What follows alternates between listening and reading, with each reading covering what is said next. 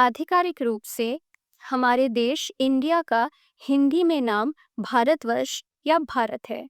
पर क्या आपको पता है कि पौराणिक रूप से भारत के नामकरण के पीछे दो अलग-अलग दृष्टिकोणों का सिद्धांत है? यह एक बहुत ही पुरानी ऐतिहासिक बहस है। इसके अनुसार भारतवर्ष अर्थात भारत की भूमि का नामकरण दो प्रसिद्ध पौराणिक राजाओं में से किसी एक से हुआ है। पहला दृष्टिकोण वैदिक या पौराणिक परंपरा के आधार पर है।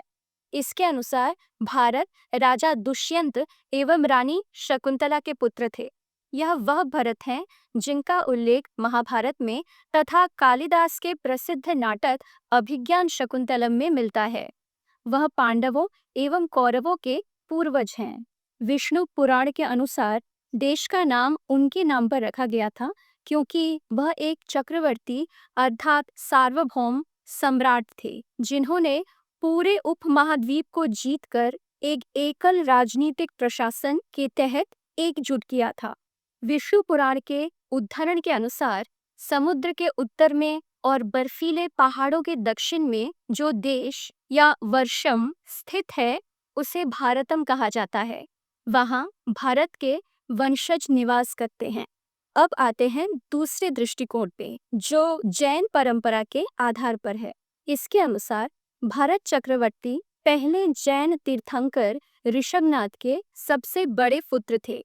जैन ब्रह्मांड विज्ञान में ऋषभनाथ वर्तमान कालचक्र के पहले शिक्षक हैं। उनके पुत्र भारत को इस युग का पहला सार्वभौम सम्राट अर्थात चक्रवर्ती माना जाता है।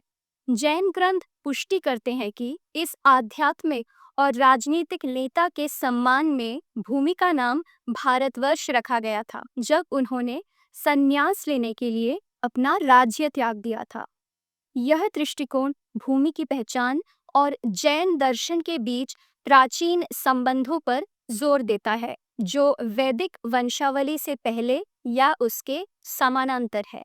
तो यही है पौराणिक रूप से भारतवर्ष के नामकरण के पीछे दो अलग-अलग दृष्टिकोण।